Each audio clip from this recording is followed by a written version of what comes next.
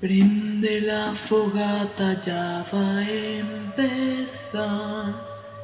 Cuentos de terror vamos a escuchar. La, la, la, la. Cuentos de fogata. Una noche en el hospital.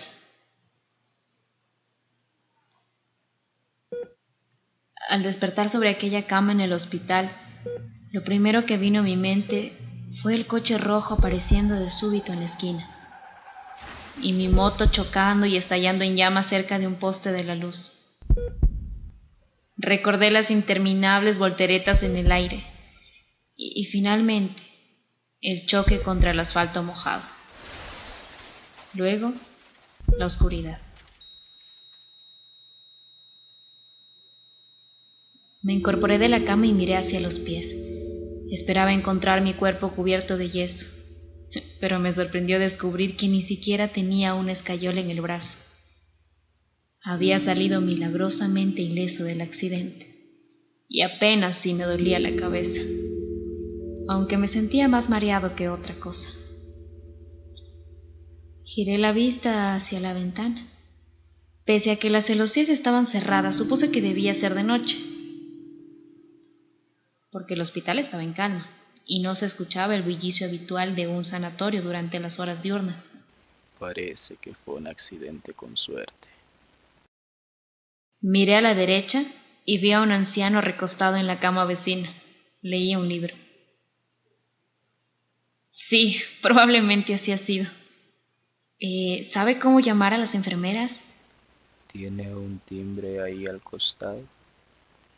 ¿Acaso le duele algo? No, pero tengo sed. Mucha sed. ¿Hace mucho que estoy aquí? A mí me trajeron esta mañana y usted ya estaba en la sala. Toqué, timbré varias veces, pero la enfermera nunca apareció. De verdad me moría de sed. Así que me levanté y me metí al baño y tomé agua del grifo. Cuando regresé, el viejo parecía dormido y su cuerpo flotaba, como un globo, a unos 40 centímetros de la cama.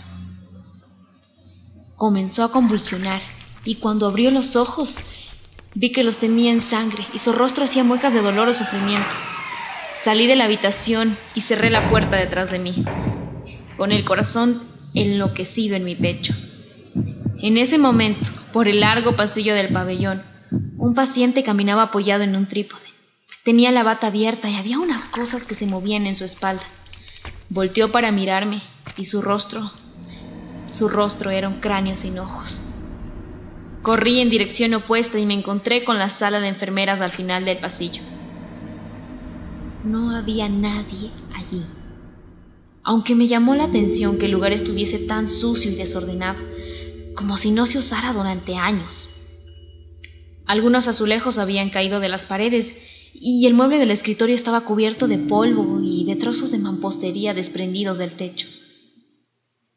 Ante mi desconcertada mirada, el lugar se fue haciendo más y más vetusto.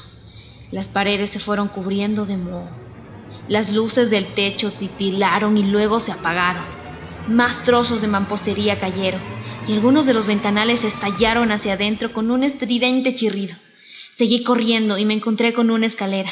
La bajé a toda prisa mientras percibía que el hospital entero temblaba sobre sus cimientos, como si fuera a desplomarse de un momento a otro. Finalmente, encontré la salida.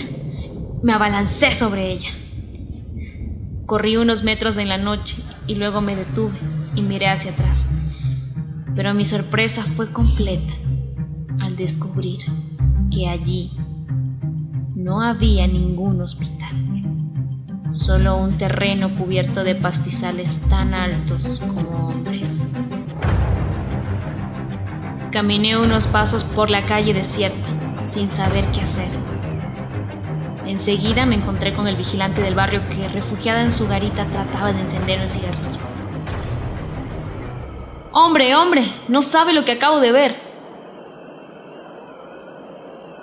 El vigilante no me prestó atención, por lo que seguí caminando. 2 cuadras más adelante me topé con un grupo de personas reunidos en la calle. Cuando me arrimé, vi el coche rojo destrozado. Mi motocicleta hecha un amasijo de hierros retorcidos en la acera.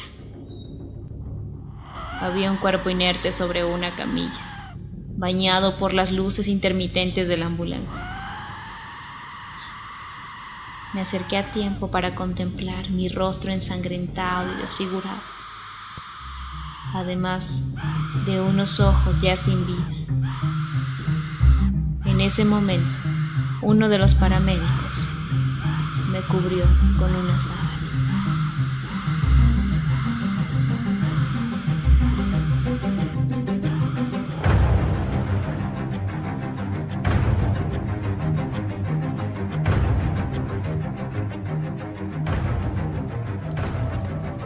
Apaga la fogata, ya va a terminar. Ojalá con esto puedas descansar. Y no te preocupes por quién hay detrás. A veces la mente te puede